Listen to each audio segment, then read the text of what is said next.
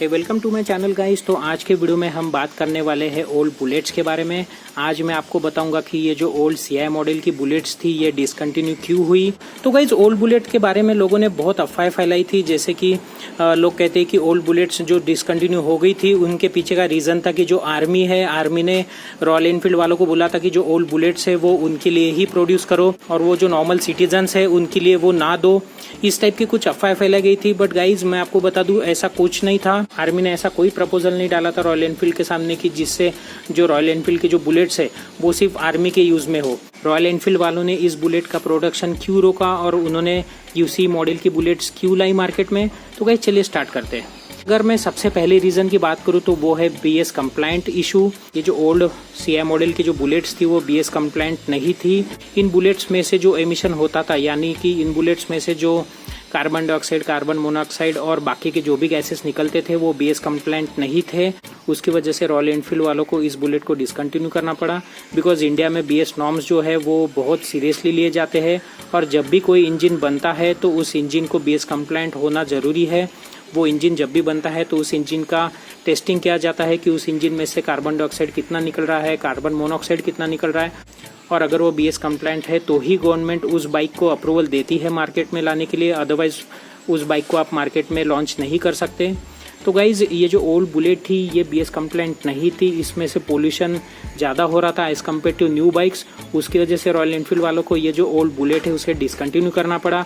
इस मॉडल को डिसकंटिन्यू करके रॉयल एनफील्ड ने यूसी मॉडल मार्केट में लाया, जिसका सेल आज भी बहुत ज़्यादा है इंडिया में।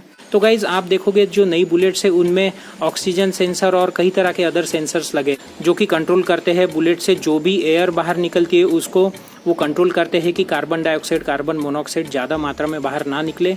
तो गाइज ये था पहला रीज़न सीआई मॉडल की बुलेट्स डिसकंटिन्यू होने का। जैसे कि मैंने बताया कि सीआई मॉडल की जो बुलेट्स थी वो बीएस कंप्लायंट नहीं थी। इन बुलेट्स में से पोल्यूशन ज़्यादा होता था as compare to new bikes. Guys अगर मैं दूसरे रीज़न की बात करूँ तो वो एक नॉमिनल रीज़न है। आपको तो पता ही है कि ये जो ओल्ड बुलेट्स थी ये अपने यूनिक फीचर्स की वजह से फेमस थी। ये जो ओल्ड बुलेट थी इसमें गियर्स उल्टी साइड में थे और ब्रेक उल्टी साइड में था। प्लस इस बुलेट को डिकम्प्रेशन लीवर दिया गया था स्टार्ट करने के लिए। तो गाइज ये बुलेट जो थी वो इजी टू यूज़ नहीं थी उस टाइम पर। बहुत से लोग ओल्ड बुलेट्स चलाने में डरते थे या फिर बहुत से लोग ओल्ड बुलेट को स्टार्ट करने में डरते थे। तो गाइज इजी टू यूज़ ना होने के कारण ये जो ओल्ड बुलेट है उनका सेल धीरे धीरे कम होते गया और फाइनली रॉयल एनफील्ड वालों को कुछ तो स्टेप लेना पड़ने वाला था जिसकी वजह से उनके बुलेट का सेल बढ़े। तो फाइनली 2009 में रॉयल एनफील्ड ने यूसी मॉडल मार्केट में लाया, साथ ही में उन्होंने क्लासिक मॉडल मार्केट में लाया। और अगर आप ग्राफ देखोगे तो आप देखोगे कि 2009 तक जो बुलेट है उसका जो सेल है वो नीचे नीचे जा रहा था और सडनली 2009 में जब क्लासिक मॉडल मार्केट में आया तो बुलेट का जो सेल वो एकदम से ऊपर चले गया। तो गाइज ये थे दो मेजर रीजंस ओल्ड बुलेट को डिसकंटिन्यू होने के पीछे के। जैसे कि मैंने बताया कि ये जो ओल्ड बुलेट है ये बीएस नॉर्म्स के कंप्लायंट नहीं है। इस बुलेट में जो एमिशन होता है, जो कार्बन डाइऑक्साइड, कार्बन मोनोऑक्साइड जो एग्जॉस्ट से बाहर निकलता है वो बीएस नॉर्म्स से मैच नहीं करता। साथ ही में ये जो ओल्ड बुलेट है ये इजी टू यूज़ नहीं है।